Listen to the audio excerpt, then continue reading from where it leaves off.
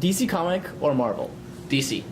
There's some really cool Marvel comics, and I like Spider-Man, and X-Men are cool sometimes and stuff like that. But DC is my absolute favorite because I love Batman a lot, and Batman is DC. I like Green Lantern and some other DC superheroes, but my love for comic books is mainly due to my love for Batman and the way that Batman is and his villains and all that stuff. And Batman is DC, so there's that. All right, I'm going to talk about these things now because they're some of my favorite things in the world. This is Lego Batman from McDonald's and Lego Batman. He apparently has a Batarang. I have no idea where it is. I think Jack took it. Jack's my little brother.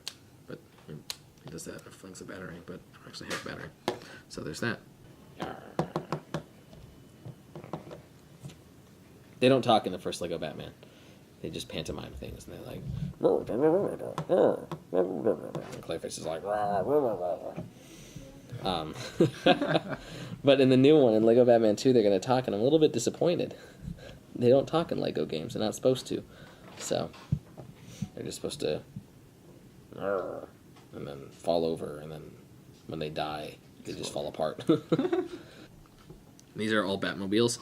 This is the Batmobile from Arkham Asylum. This is the Batmobile from the 1980s. Michael Keaton, Jack Nicholson Batman movie, and then the one after Batman Returns with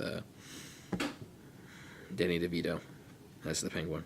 And it's, actually, this is probably one of my favorite Batmobiles in general. This one and this one, which is the one from the 1960s Batman movie with Adam West and Burt Ward.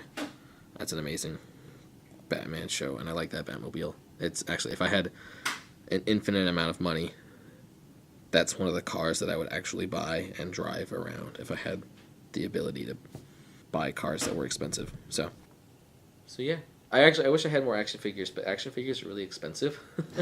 So I tend to refrain from buying them. I almost bought the other day actual Batman Legos, but then I decided that it was really a good idea to buy gas and not a $30 Batman Lego. So, oh well. These are my things. There's different facets of the Batman character. In the 40s, from when it started up until the late 50s, it was very dark, very noir, very, I'm gonna kill you, except for I can't kill because I've got a code against killing kind of thing. And then Adam West did his show, and it was very, very humorous, very sort of campy, hero kind of thing. It was very funny. And then with Frank Miller's Batman in the 80s, it got darker again, and so they've had that, and it flip-flops back and forth sometimes, but they're two different very important facets of Batman. Dark versus comedic Batman. And then Batman and Robin was terrible. $1 million. $2 million. You don't have it. $3 million. I'll borrow it from you. $4 million. $5 million. That's a utility belt, not a money belt. $6 million. $7 million. Never leave the cave without it. As a huge fan of Batman, even I have to admit that it was just horrible. But you either have mainly serious with a little bit of goofy, or mainly goofy with a small bit of serious. You can't mix them. They don't mix, and that's what they try to do with Batman and Robin, and desperately failed to do so. But it was bad. But then Batman Begins and The Dark Knight are very dark and serious Batman. Batman Begins is actually almost 100% influenced by Frank Miller's Year One, which is his sort of origin story of Batman graphic novel, it's also very dark. Frank Miller writes a dark comic. He's not Sin City is not something you're going to be showing your little kid, so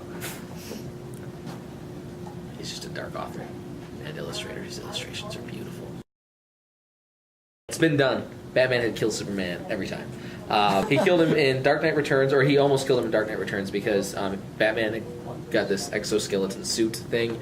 He had teamed up with Green Arrow, who had kryptonite arrows, and they shot Superman, and Superman's like, I'm melting, and Batman's like, Caw! And then he did that.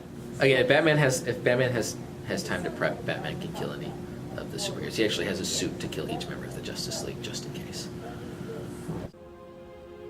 I've got some things to say. I should have said them when you were here, but despite our differences, I have nothing but respect for you. I hope you know that. You showed me that justice doesn't always have to come from the darkness. I'll miss. What did you always call it, Clark? The never-ending battle? Batman's the best. He's the coolest superhero I'll in give the you world. that. Okay. The coolest.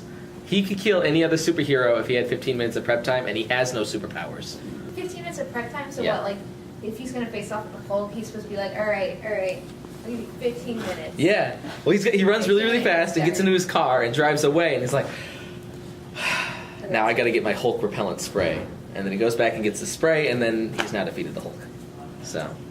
Not the hero we need. Wow.